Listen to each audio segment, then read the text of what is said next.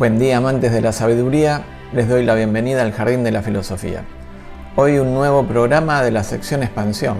Para quienes no lo sepan, Expansión es una sección del canal que es más tipo casera. Digamos, todas las producciones de este canal son caseras, hechas en casa, pero las de Expansión son más, porque no tienen tanta edición, no tienen tantos recursos de imágenes, efectos, etcétera, etcétera. Se hacen en el día, son frescos, por eso son cuasi espontáneos, no tienen mucho guión, etcétera. Y como lo indica su nombre, a menudo, no siempre, son expansiones del programa principal. Como el último programa largo que hicimos fue Cosmovisión Tolteca o Tolteca Yotl, Cosmovisión Afectiva, sobre la cosmovisión tolteca, y quedaron algunas cosas en el tintero. Vamos a repasar algunas cuestiones muy interesantes, por eso le hemos puesto el nombre de revelaciones, no porque hayan descendido desde lo alto, sino que son realmente puntos que me llamaron la atención y que seguramente les van a asombrar y les van a inspirar a comparar quizás con otras culturas, con la sabiduría desarrollada en otras culturas.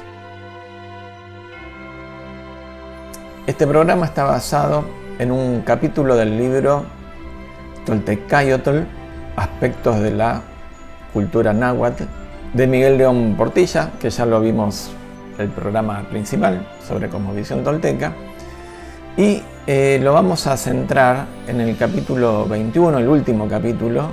Ese libro está dividido en 4 partes y en la última agrega cuestiones que han quedado, da la impresión de que también han quedado en el tintero, y están referidas a la educación principalmente, a las características del sabio, del maestro, cuál es su función, qué es lo que hace, y también vemos cómo esta cuestión está relacionada con la creación artística.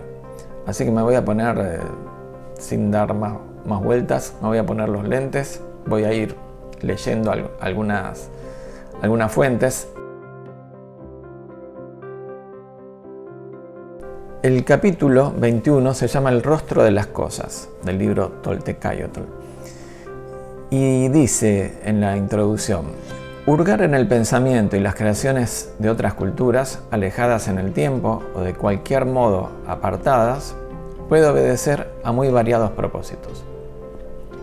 Quizá el más esencialmente humano sea querer ampliar el campo de la propia conciencia para dar cabida en ella a atisbos, descubrimientos y emociones de quienes han vivido en contextos diferentes.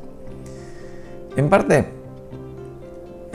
por esta cuestión de lo emocional, del sentimiento, o sea, de la relación afectiva que uno entabla con ese contexto, con esa cultura, con una sociedad determinada, con el medio ambiente, es que le pusimos ese nombre de cosmovisión afectiva, porque no era algo únicamente intelectual. Y vamos a ver que cuando hablamos del rostro de las cosas, o cuando los toltecas y sus herederos mexicas hablan del rostro de las cosas, se refieren a algo que tiene mucho que ver con esto del afecto.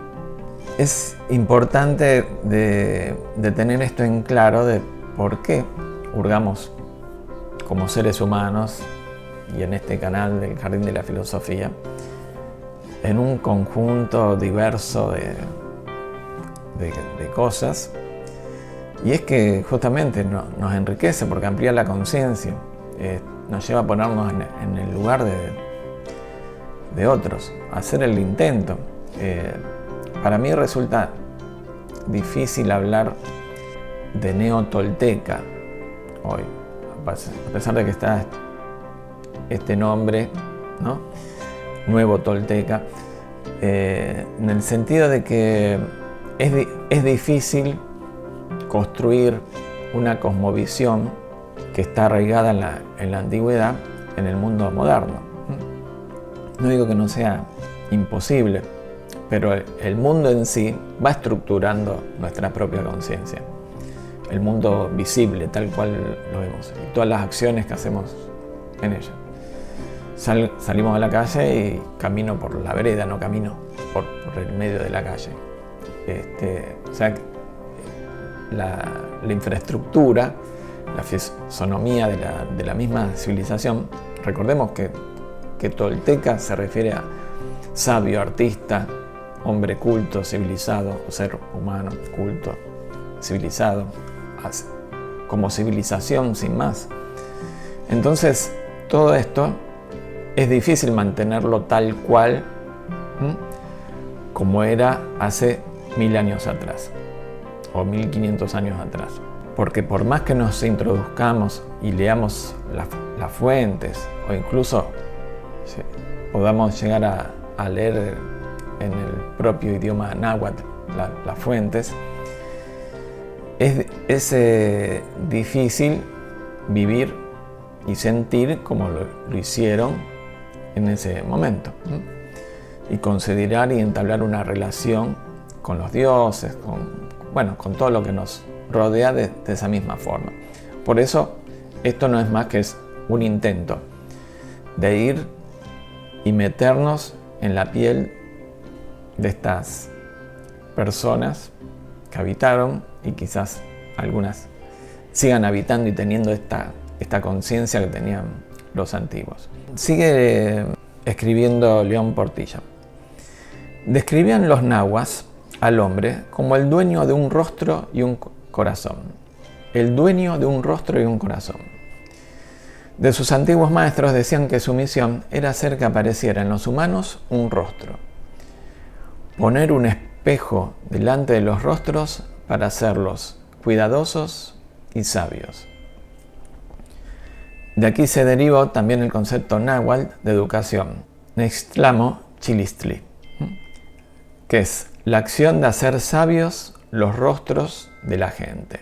Y también de igual preocupación nacieron los epítetos con que se describen los brujos o nahuales y los falsos maestros, aquellos que echan a perder los rostros ajenos, los que hacen dar vueltas al rostro de la gente, los que destruyen aquello mismo que es atributo principal de los seres humanos.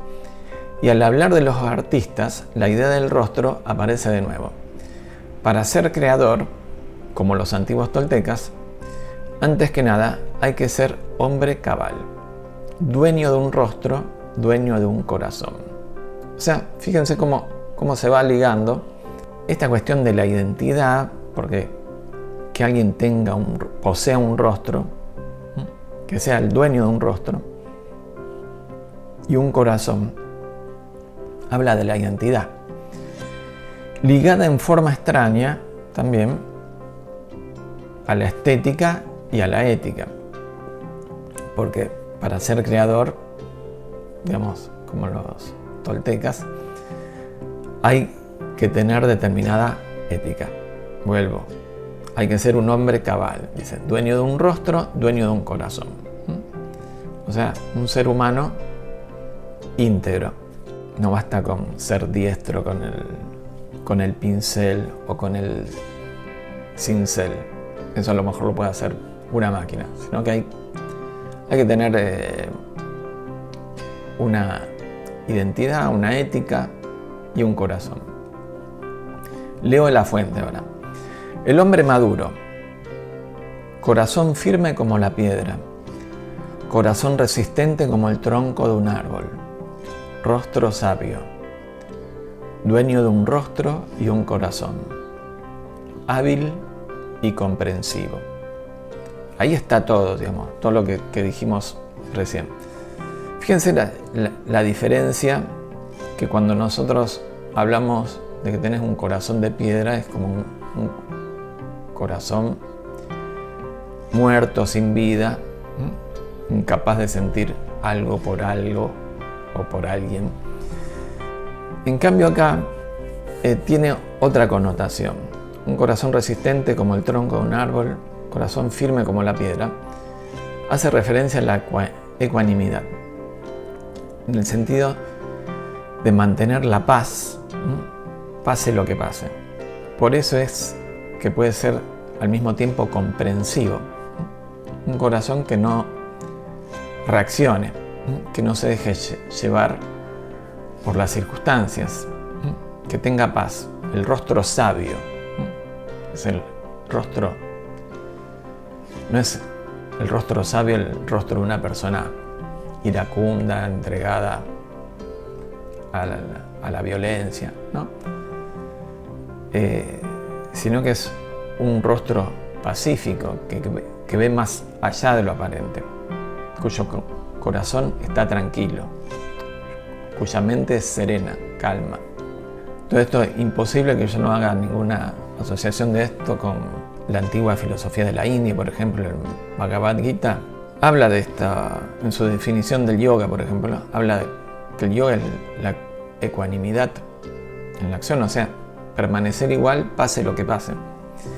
Y aquí el sabio es ese también, el que tiene el corazón firme como la piedra. O sea, esto habla de la ecuanimidad, también de la autoconciencia, que le permite al sabio comprender y manejarse, al mismo tiempo con habilidad en la sociedad en la cual vive, gracias a esa capacidad de mantenerse calmo justamente. Puede uno manejarse con total soltura y afrontar cualquier circunstancia. Sigo con la fuente. Maestro de la verdad, no deja de amonestar. Amonestar a lo mejor lo podríamos traducir como incitar en el sentido de ese, o de inspirar a que hagan algo, ¿no? De retar. A veces tiene una carga negativa la palabra amonestar. Maestro de la verdad, no deja de amonestar. Hace sabios los rostros ajenos. Hace a los otros tomar una cara. Los hace desarrollarla.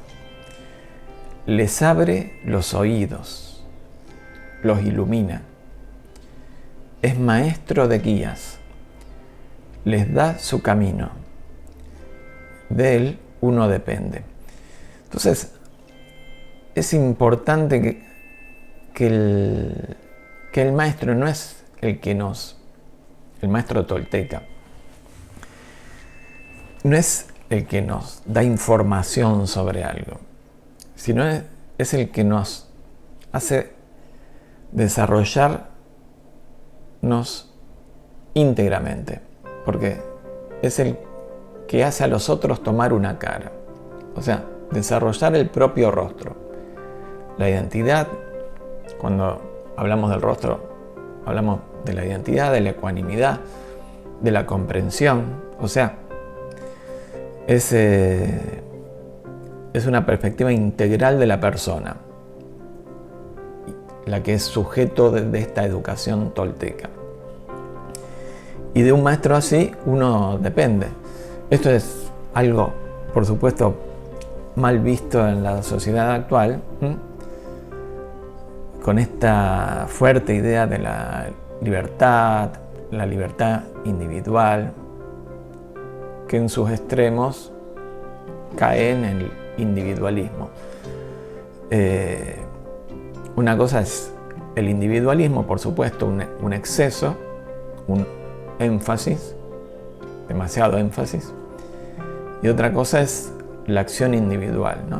Entonces, la educación integral apunta a eso, a desarrollar al individuo como sujeto capaz de aportar cosas a la sociedad, de dar, de desarrollar su propio tesoro para dárselo a los demás, afectar así a la sociedad.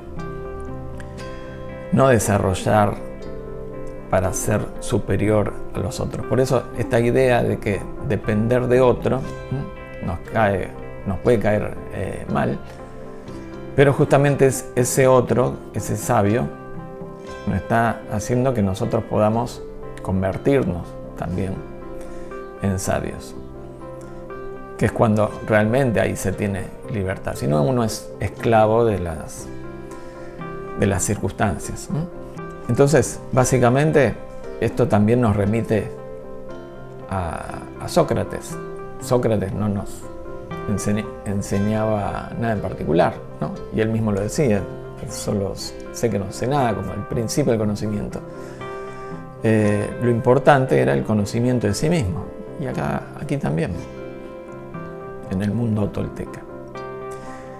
Sigo con la fuente. Pone un espejo delante de los otros, o sea, para que se vean a sí mismos. Los hace cuerdos y cuidadosos. Es importante esta palabra del cuidado, de ser cuidadoso. Esta mesura en la acción también expresa esta serenidad interior y de estar atento a todo lo que hacemos, ¿no? A cualquier acción, por mínima que sea. Eso revela también sabiduría. Pone un espejo delante de los otros, los hace cuerdos y cuidadosos, hace que en ellos aparezca un rostro. Gracias a él, la gente humaniza su querer y recibe una enseñanza que los fortalece. Hace fuertes los corazones, conforta a la gente, ayuda, remedia, a todos atiende. Recibe a todos justamente porque no tiene una ideología específica para imponer en los demás o a los cuales llevar a los demás, ¿no? A todos atiende porque su fin es que en los demás nazca este rostro. La educación estaba destinada a que cada uno, en el papel que desempeñara en la sociedad, pudiera poseer entonces un rostro. Y esto, ya sea uno en esa sociedad, ya sea guerrero, artista, sacerdote o comerciante. Esta educación estaba abierta para todos los integrantes de esa sociedad. Y cada uno en la función que cumplía desarrollaba esta sabiduría, esta comprensión. En las fuentes referidas a esos grupos sociales siempre se hace hincapié en la necesidad de ser dueño de un rostro y un corazón. Si no, no podía hacer nada ni cumplir con su función en la sociedad. El énfasis de la enseñanza estaba en el área de lo que podríamos llamar la teología, la filosofía y la historia, como vamos a ver en este fragmento. Se les enseñaban cuidadosamente los cantares, los que llamaban cantos divinos. Se valían para esto de las pinturas de los códices. Les enseñaban también la cuenta de los días, el libro de los sueños y el libro de los años, o sea, los anales. Estos últimos representan la historia. Y la historia no como simple información de lo que sucedió en el pasado, sino porque la misma historia, las acciones del pasado, es el mismo desenvolvimiento, estos rostros que trabajaban, desenvolvían su vida en pos o unidos a un pueblo en su totalidad, a una cultura en su totalidad.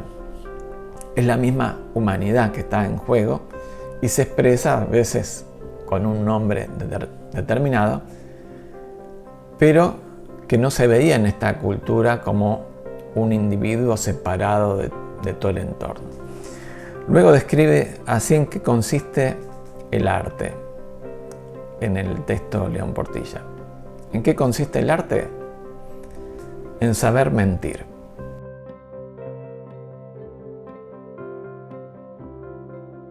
Esperen un poco, no es algo malo. El propósito mismo, leo, de la creación artística se describe también insistentemente en los textos como el empeño por encontrar y plasmar un rostro en todo lo que existe.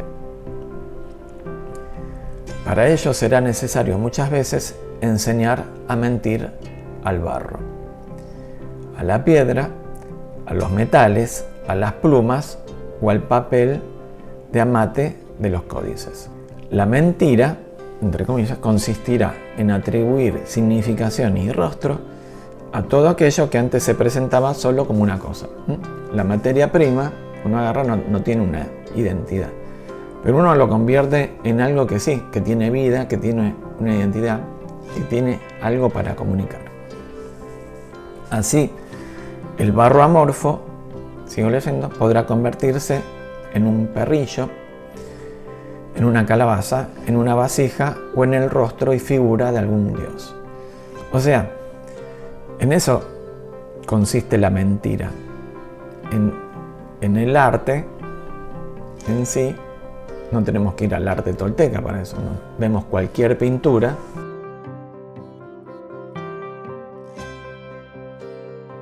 de cualquier tradición, lo primero que me viene a la cabeza es la Mona Lisa, ese icono de la cultura renacentista y universal, en donde uno ve esa sonrisa enigmática, eso que nos transporta, por lo menos a mí y a mucha gente, transporta más allá de un simple retrato. Y uno está viendo algo que está en un lienzo, o sea, cómo uno ve un rostro que transmite vida en un lienzo, en algo que tiene dos dimensiones, al cual se le han aplicado con maestría pinturas de diferentes tonos para crear esta ilusión, esta mentira, ¿no? Como lo decían tan claramente los toltecas y los pueblos que los sucedieron.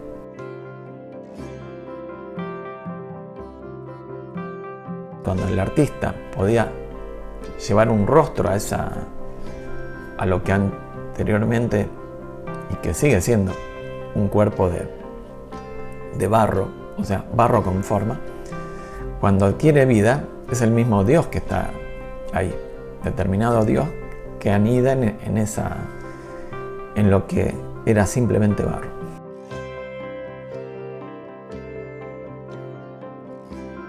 Y sigo con otra cita del capítulo de León Portilla. Todas las expresiones artísticas y culturales fueron otros tantos intentos de atinar con el rostro significativo y simbólico de los dioses y los hombres, de los animales y los vegetales, con los árboles cósmicos, las águilas y los ocelotes, los peces y el monstruoso lagarto que simboliza la tierra. Las aguas divinas sin límite, la tierra orientada hacia los cuatro rumbos del universo, los colores propios de los cuadrantes cósmicos, los pisos celestes, los astros y el supremo lugar de la dualidad, donde reside el rostro masculino y femenino de Dios. Son también expresión y simbolismo del rostro cambiante del universo, que a través de las edades alterna momentos de vigilia y ensueño. Muy lindo este párrafo de León Portilla.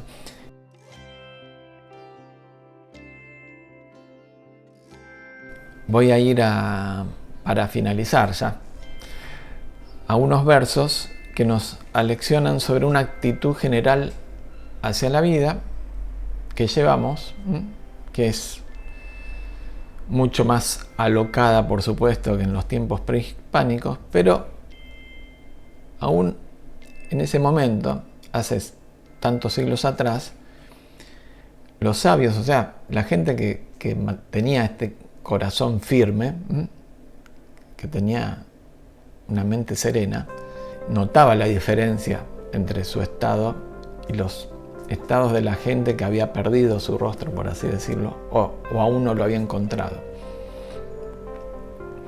Entonces, esta fuente dice así: cuestiona, ¿qué era lo que acaso tu mente hallaba? ¿Dónde andaba tu corazón? Por esto das tu corazón a cada cosa. Sin rumbo lo llevas. Vas destruyendo tu corazón. Sobre la tierra, ¿acaso puedes ir en pos de algo? Esto es literal, de que cuando uno va sin rumbo, le da su corazón a cada cosa, o sea, picotea un poco en cada cosa.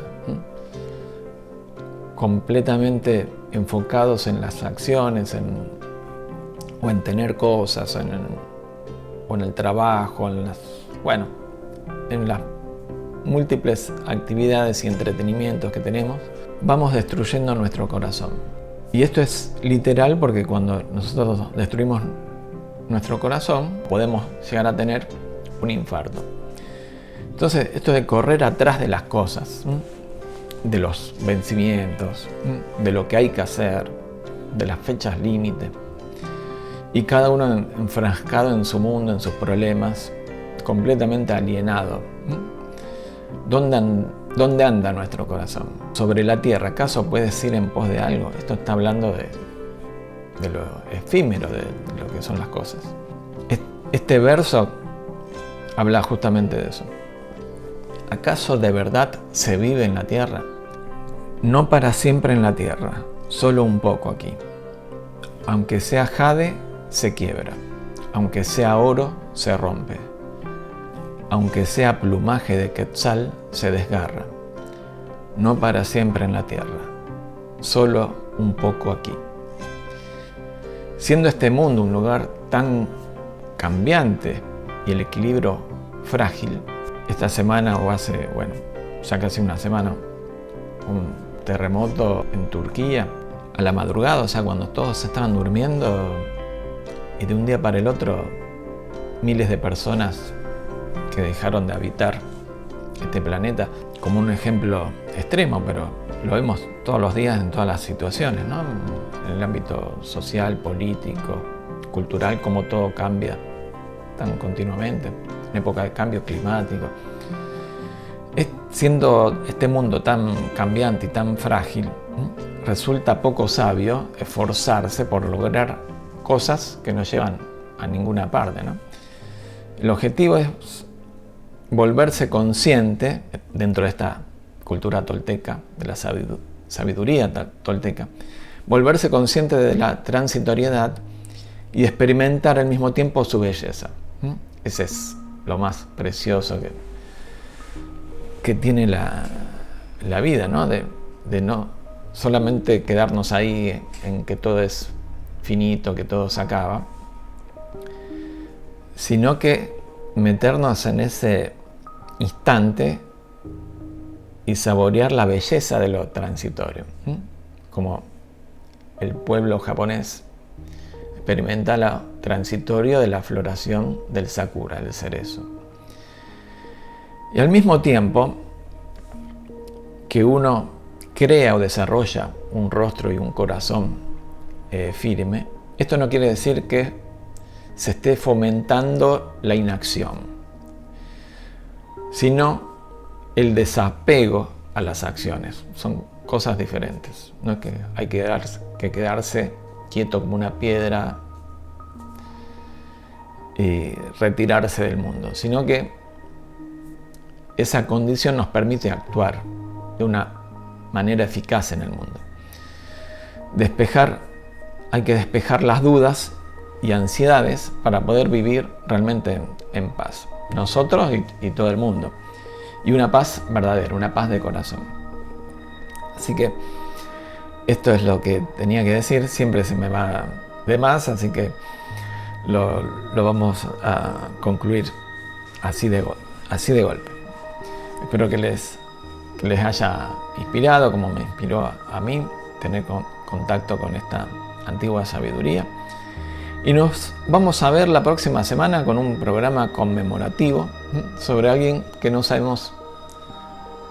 vamos a poder tener la certeza si era un escritor que le gustaba la filosofía o si era un filósofo que se dedicó a escribir.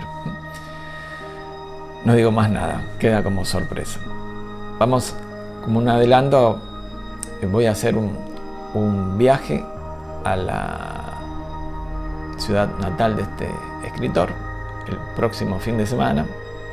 Así después sumamos un poco más de realidad a este mundo. Gracias por llegar hasta aquí. Les agradezco desde ya por suscribirse. Me gustaría ver sus comentarios. y preguntas, contarme qué les parecieron estas revelaciones, si están de acuerdo con esta postura de los toltecas sobre el rostro y sobre el corazón, la importancia que tenía esta cuestión afectiva, sentimental. Y nada más. Nos vemos. Paz a todos los seres.